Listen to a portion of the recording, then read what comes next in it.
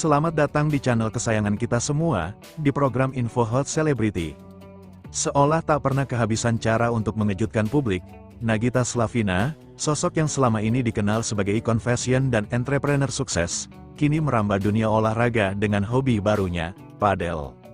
Transformasi ini bukan sekadar tren sesaat, melainkan sebuah dedikasi yang tampaknya telah mengubah rutinitas, dan bahkan pandangan hidupnya. Dari layar kaca hingga lapangan padel, perjalanan Gigi, sapaan akrabnya, dalam menemukan dan mencintai olahraga ini adalah kisah yang inspiratif, penuh dengan pelajaran tentang konsistensi, kegigihan, dan kegembiraan dalam menemukan passion baru di tengah kesibukan yang padat. Awal mula ketertarikan, dari penasaran menjadi kecanduan. Ketertarikan Nagita pada padel bukanlah sesuatu yang tiba-tiba. Mengingat lingkaran pertemanannya yang luas di kalangan selebritas dan sosialita, kemungkinan besar ia terpapar olahraga ini melalui teman-teman atau tren yang sedang booming. Padel, yang merupakan perpaduan antara tenis dan squash, memang tengah naik daun di Indonesia, menawarkan dinamika permainan yang seru dan lebih mudah diakses dibandingkan tenis tradisional. Bagi Gigi, yang sebelumnya mungkin lebih akrab dengan olahraga ringan seperti yoga atau pilates, padel menawarkan tantangan baru yang menarik. Awalnya, mungkin hanya sekadar mencoba, sesi pertama bisa jadi canggung, bola meleset, pukulan tak terarah. Namun, karakteristik Nagita yang gigih dan suka belajar hal baru kemungkinan besar membuatnya terus mencoba. Ada semacam daya tarik inheren pada padel yang membuat banyak orang ketagihan, kecepatan permainan yang moderat, interaksi yang intens dengan pasangan, karena padel umumnya dimainkan ganda, dan kepuasan saat berhasil melakukan pukulan yang tepat. Bagi Nagita, yang terbiasa dengan tekanan dan jadwal padat, padel bisa menjadi pelepas penat yang efektif, sebuah ruang di mana ia bisa fokus sepenuhnya pada gerakan dan strategi, melupakan sejenak hiruk-pikuk kehidupan pribadinya dan bisnis. Disiplin di tengah kesibukan, menyesuaikan jadwal untuk padel. Salah satu aspek paling mengagumkan dari hobi baru Nagita ini adalah bagaimana ia berhasil mengintegrasikannya ke dalam jadwalnya yang sudah sangat padat. Sebagai istri Raffi Ahmad, ibu dari 2 anak, dan pimpinan berbagai lini bisnis, waktu adalah komoditas yang sangat berharga bagi Nagita. Namun, hobinya pada padel menunjukkan bahwa ia mampu memprioritaskan kesehatan dan kebugaran, bukan hanya sebagai kewajiban, melainkan sebagai sebuah kesenangan. Ini bukan perkara mudah. Dibutuhkan perencanaan yang matang dan komitmen yang kuat untuk menyisihkan waktu beberapa kali dalam seminggu untuk berlatih padel. Mungkin ia berlatih di pagi hari sebelum aktivitas dimulai, atau di malam hari setelah anak-anak tidur. Fleksibilitas lapangan padel yang seringkali berada di kompleks olahraga modern juga memudahkannya untuk mengakses fasilitas kapanpun ia memiliki waktu luang. Dedikasi ini mengirimkan pesan kuat, bahwa untuk mengejar passion, kita harus rela berkorban dan beradaptasi. Nagita tidak menjadikan kesibukan sebagai alasan, melainkan menemukan cara untuk mengakomodasi hobinya. Transformasi fisik dan mental, lebih dari sekadar olahraga. Padel adalah olahraga yang menuntut kombinasi kelincahan, kecepatan, kekuatan, dan strategi. Rutinitas bermain padel secara teratur pastinya membawa perubahan signifikan pada kondisi fisik Nagita. Tubuhnya terlihat lebih bugar, otot-ototnya lebih terbentuk, dan staminanya meningkat. Ini bukan hanya tentang penampilan, tetapi juga tentang peningkatan kualitas hidup secara keseluruhan, tidur lebih nyenyak, energi lebih banyak, dan sistem kekebalan tubuh yang lebih kuat. Namun, dampak padel terhadap Nagita jauh melampaui fisik. Olahraga ini juga merupakan latihan mental yang sangat baik.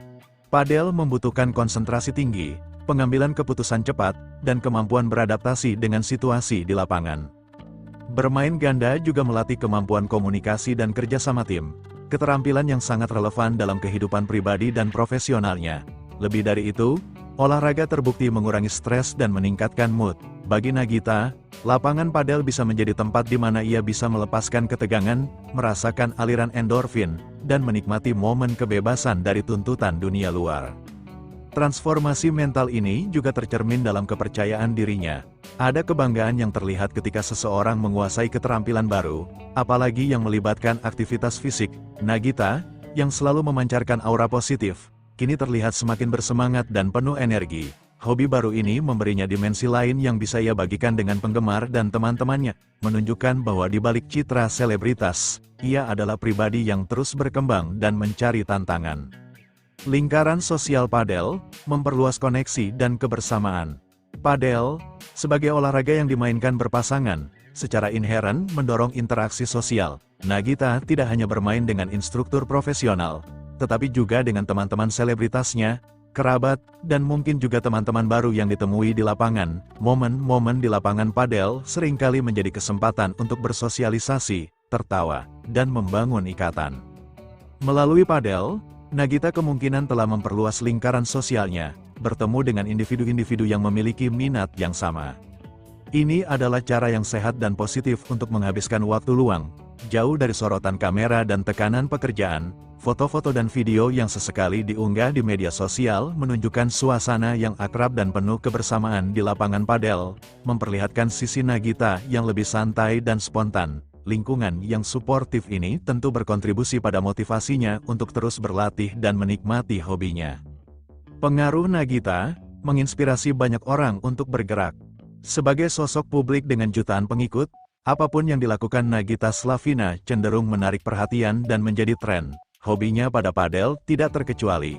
Banyak penggemar dan bahkan selebritas lain yang mungkin terinspirasi untuk mencoba olahraga ini setelah melihat Nagita aktif di lapangan. Ini adalah kekuatan seorang influencer yang positif, di mana ketertarikan pribadi dapat diterjemahkan menjadi dorongan bagi banyak orang untuk mengadopsi gaya hidup yang lebih aktif dan sehat. Nagita secara tidak langsung menjadi duta bagi olahraga padel di Indonesia. Dengan visibilitasnya, ia membantu mempopulerkan padel di kalangan masyarakat yang lebih luas, menunjukkan bahwa olahraga bukanlah sesuatu yang eksklusif atau sulit, melainkan bisa dinikmati oleh siapa saja, bahkan oleh seorang ibu dengan jadwal super sibuk. Pesannya jelas, bahwa kesehatan dan kebugaran adalah investasi yang layak, dan menemukan olahraga yang kita cintai adalah kunci untuk menjadikannya kebiasaan jangka panjang. Tantangan dan perkembangan, perjalanan yang berkelanjutan. Tentu saja, perjalanan Nagita dalam padel tidak mungkin mulus sepenuhnya. Pasti ada hari-hari di mana ia merasa lelah, pukulan tidak sempurna, atau strategi tidak berjalan sesuai rencana. Namun, justru disinilah letak keindahan olahraga. Ia mengajarkan ketekunan, kesabaran, dan kemampuan untuk bangkit kembali setelah kekalahan. Nagita, dengan karakternya yang positif, kemungkinan besar melihat tantangan ini sebagai bagian dari proses pembelajaran dan pengembangan diri. Mungkin ia mulai dari level pemula, kemudian beralih ke level menengah, dan siapa tahu, suatu hari nanti ia bisa berpartisipasi dalam pertandingan atau turnamen amatir. Perkembangan dalam olahraga adalah proses yang berkelanjutan, dan setiap pencapaian kecil, entah itu pukulan yang lebih kuat, penempatan bola yang lebih akurat, atau strategi yang lebih cerdas, memberikan kepuasan tersendiri. Ini adalah bentuk pencapaian pribadi yang berbeda dari kesuksesan di dunia hiburan atau bisnis, dan mungkin memberikan Nagita rasa pemenuhan yang unik. Padel, lebih dari sekadar hobi, sebuah gaya hidup bagi Nagita Slavina. Padel bukan lagi sekadar hobi baru, ia telah menjelma menjadi bagian integral dari gaya hidupnya, sebuah komitmen terhadap kesehatan fisik dan mental, serta cara untuk bersosialisasi dan memperluas cakrawala. Kisah ini adalah bukti bahwa tidak pernah ada kata terlambat untuk menemukan passion baru, bahkan di tengah kehidupan yang sudah mapan dan penuh tuntutan. Dedikasi Nagita pada padel mengajarkan kita bahwa menjaga keseimbangan hidup adalah kunci. Di tengah gemerlapnya dunia hiburan dan kesibukan bisnis, ia menemukan kebahagiaan dan kepuasan dalam gerakan, keringat, dan tawa di lapangan padel. Ini adalah cerminan dari seseorang yang memahami pentingnya merawat diri, mengejar kebahagiaan pribadi, dan terus tumbuh sebagai individu.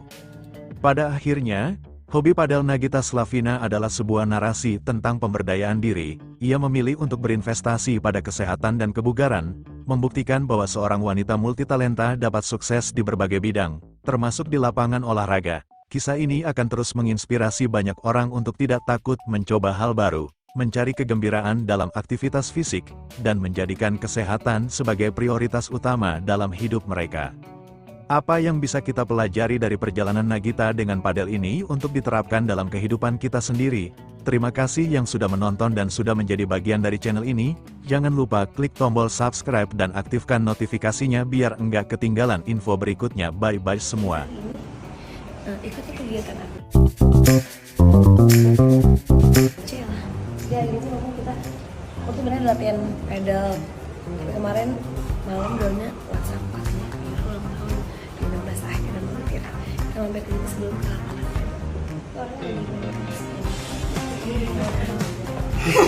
Nasi pecel. Happy birthday Yura. Happy birthday Yura. Selamat ulang tahun.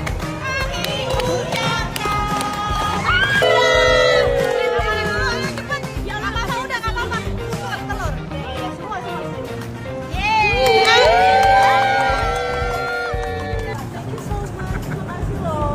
Ini di hari yang tidak kusangka karena rasanya happy karena tadi hampir menang ya. Semoga sehat selalu, rezekinya mengalir terus. Sahabat-sahabat dan sering bareng terus, olahraga terus, sehat lahir dan batin. Amin. Amin. Wah, semuanya amin. Gatot mak. Mantap. Mobil tapi kuali daya.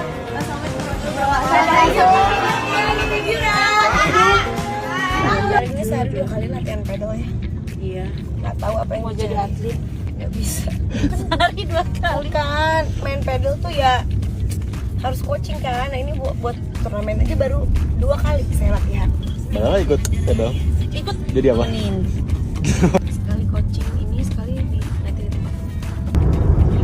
Banyak banget ini aja dia. Lalu si Caca udah datang belum sih? Ah itu olahraga. Semangat. Main sejam kita cuma di sejam. Yuk makanya yuk.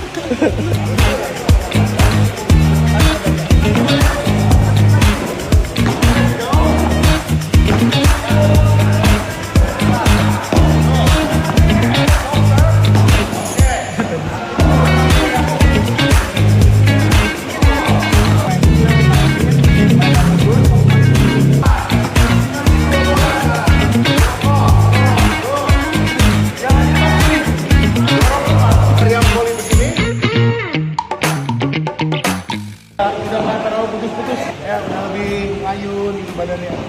Mukanya kecil banget kayak apa? Ada Oleg ya? Kok lu duduk aja, nggak ada adegan memoto? Oh iya, tuh. Lek. Iya, malah main HP. 8-0. Kakinya jatuh ya? Iya. Lari-lari aja sakit, udah berdarah. Sakit, kakinya enak. Kenapa? Melengkoi gini gara-gara jatuh? Iya, karena ada mama. Enggak. Pas habis jatuh, aja. Makan dulu. Makan dulu bersama anak-anak. Pukul. Wah.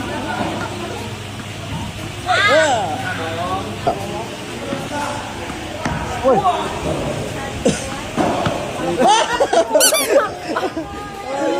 Ayo mau makan? Ayo makan yuk. Kalau mau main nanti pas udah pulang dari Itali, udah malah bikinin lapangan buat sama ya. Nanti bisa dikucir semuanya. Ini dulu aja. Mau lucu dulu. Ini lagi makan siang. Minta disamperin. Dengan setelan.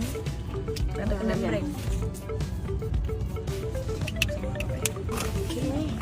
Tadi tertidur sebentar ya. Gini. Oke.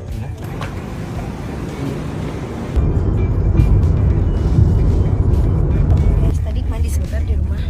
Jam 4 kurang karena aku katanya aku udah mau berangkat lagi kan. Mau mana? Jadinya harus buat latihan karena sebelumnya nggak pernah latihan jadi kayaknya harus latihan gitu kan. Ada lagi teman ngajakin 2 jam. Let's go. Mandi bentar tadi kayak tadi jujur pagi nggak mandi.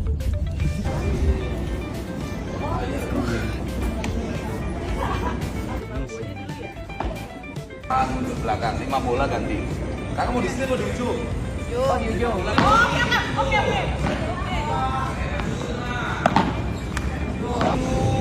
Ya, masih ada 3 bola.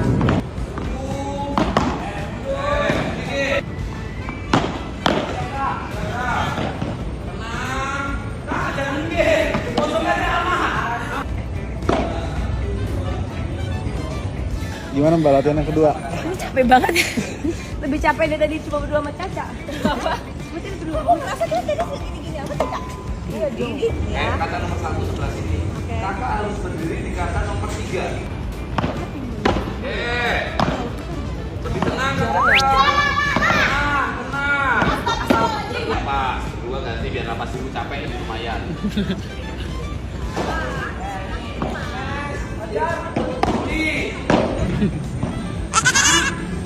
Enak makan gemblong enak. Enak. Kenapa nih?